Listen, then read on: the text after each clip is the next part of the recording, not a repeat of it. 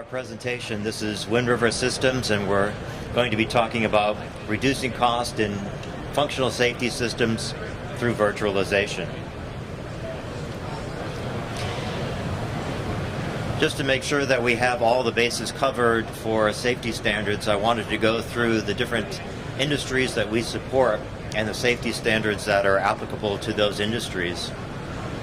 So in the A&D space, there are standards for avionics systems that have to do with safety. There are mainly adhering standards that have to do with DO-178B interfaces. For the medical world, there is the FDA 510K process that also involves the software development standard 62304. This is something that you may be involved with if you're involved in the medical field. For automation and energy, there is the standard for safety there, which is an IEC standard, 61508. And in transportation, both 61508 as well as the rail standard Senelec 50128 is the standard for rail safety systems. So each of these different industries all have their own set of standards for safety, and Wind River as a software provider has solutions for all of these industries, for all of these applications, and for all of these markets. For this talk, I'm going to talk mainly about 61508.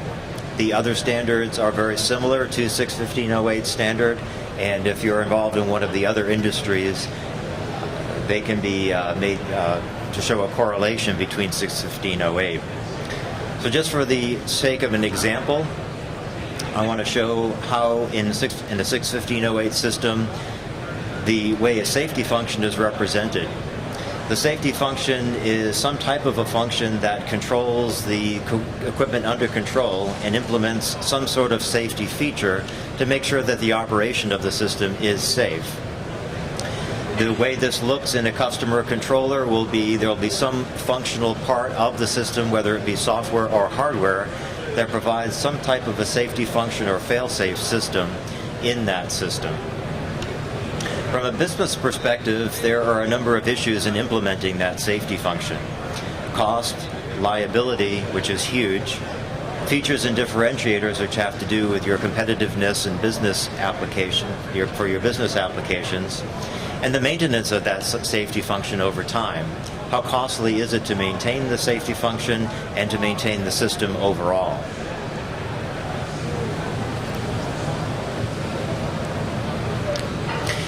Within the standard of 61508 safety function, there are a number of parameters that must be looked at to make sure that you're meeting the safety integrity levels that are specified by the standard. A safety function will ensure a certain level of safety integrity level, and it may be necessary to add additional safety functions so that you meet the safety integrity level that your system is required to undergo certification for.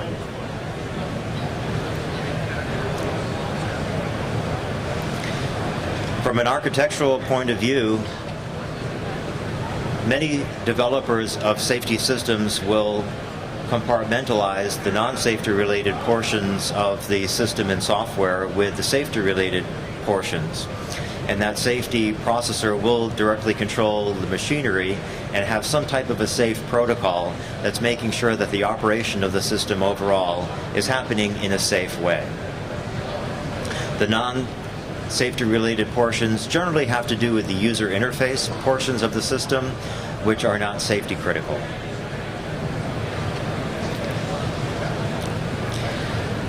One of the things, using this separation approach, there are a number of considerations that have to be taken into play.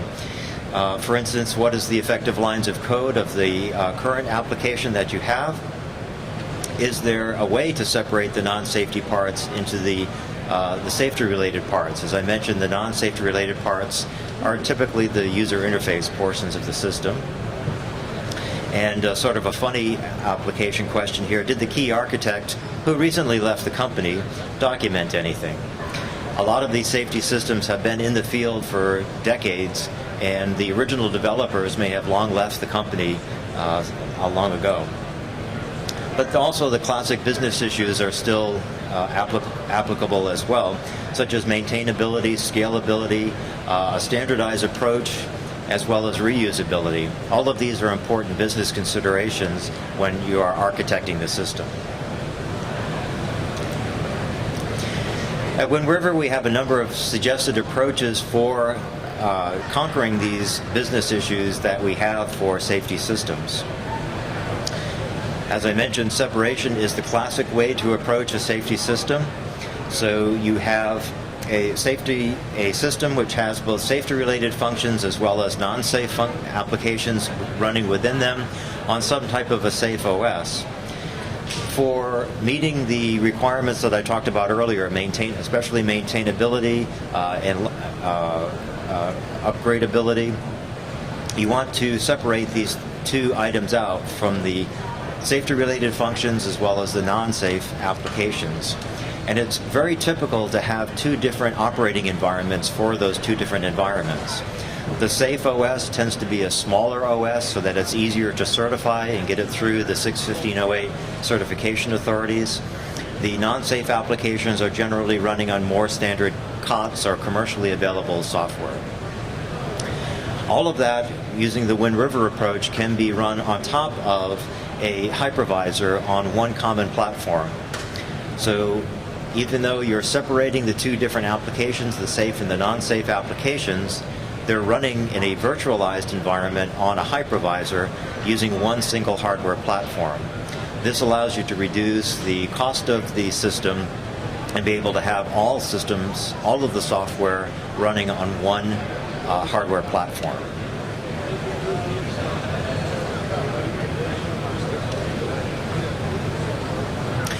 Just to review the key questions again is to make sure that in order to meet the requirements of 61508, you need to make sure that you're meeting the requirements of the power consumption, the thermal consumption, the environmental restrictions, and the available physical space.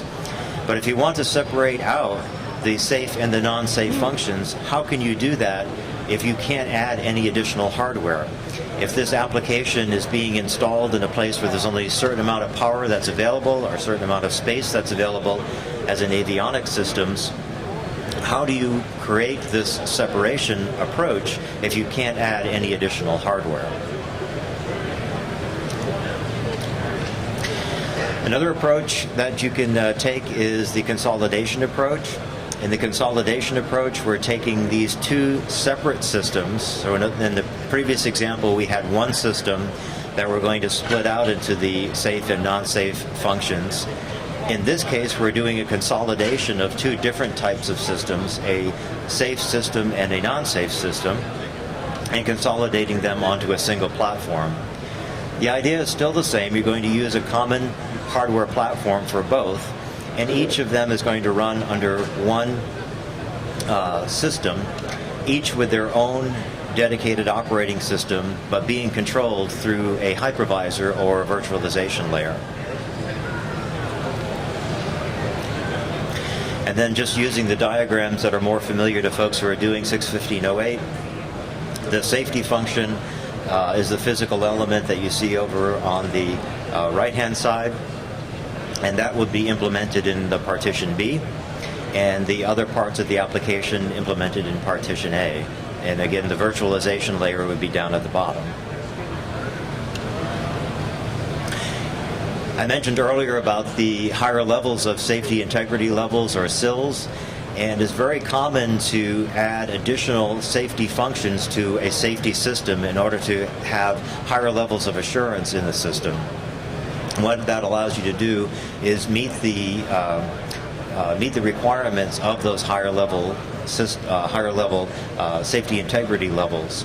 And that can be accomplished very simple in this type of architecture by simply adding another partition in the system and running the safety application in that system.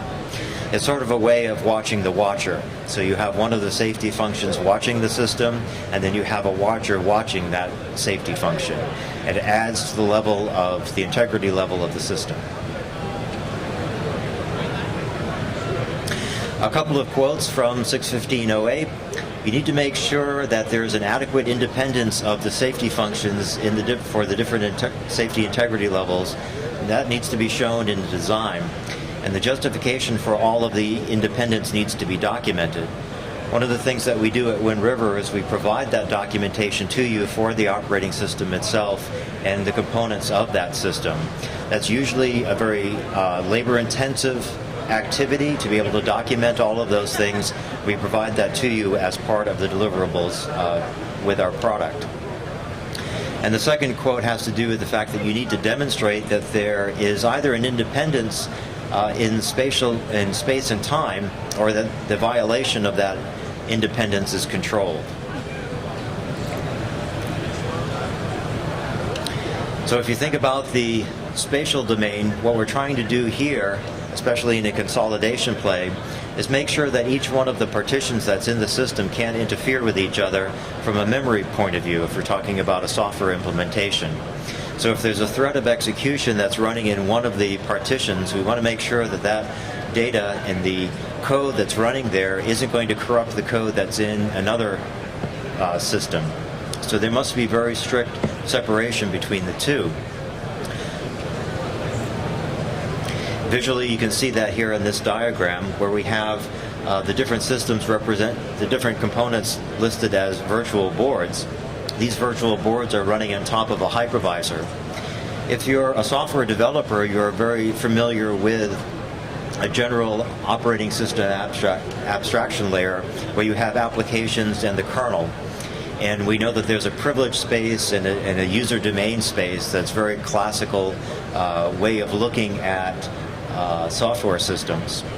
Just take that to one more level and add a layer on top of that supervised part, or that privileged mode, and that's where the hypervisor lives. So it's adding one more layer, very similar to adding the physical elements that are in the SIL standards, where you have a watcher watching the watcher. You have another layer underneath the operating system. So in a sense, the operating system almost becomes an application in the overall system. But the applications that are running within each one of the virtual boards thinks that it's running on top of its own OS in its own little world. The second aspect is the temporal aspect. And with the temporal aspect, we need to make sure that the scheduling is happening independently as well. So if one particular thread of execution in one of the virtual boards starts consuming all of the CPU, we need to make sure that that consumption doesn't lock out the other boards from running. Because remember, those other boards could be implementing a safety function. That safety function must run. So there has to be a feature within the hypervisor to make sure that all of the virtual boards run for some period of time in order for them to accomplish their task. And you can see this visually on the chart here. The way we do that within the hypervisor is we allocate frames within the system, and we make sure that each one of the frames is given its correct time allocation for it to run properly. These frames are defined based on the system that you're defining or developing, but they ensure that the software will complete in the amount of time that they have allocated to them. So in summary, what we want to try to do with safety standards is make sure that we have a way of separating out the safe and the non-safe functions in the system. The reason why we want to do that separation is for multiple reasons. One being a cost consideration. If we've got these separated functions, we can do independent life cycles, software life cycles for the two. Very often the safety function, once it's implemented and tested and fielded, will never be changed again, because that is the safety part of the function, safety part of the system, and that function probably will never change for the lifespan of that system. But the non-safe applications are going to change based on market requests, based on upgrades, bug fixes, that kind of thing. They will be upgraded over time. So you want to separate out the life cycles between the two, and that is a cost savings going forward. In order for that separation to occur and still meet 615.08 requirements, you need to make sure that there's a separation of space and a separation of time, or if there are any violations, that they can be predicted in advance and that they are controlled. The virtualization techniques that we've described here with the hypervisor is what allows us to implement those different types of concepts, whether they be separation concepts or consolidation concepts. Separation is when we take a safe system and we split it out between the non-safe, the safety functions and the non-safe functions. Consolidation is when we're taking two separate systems that had implemented those two different parts and allow them to run on one CPU through virtualization techniques. Okay, thank you for attending our session.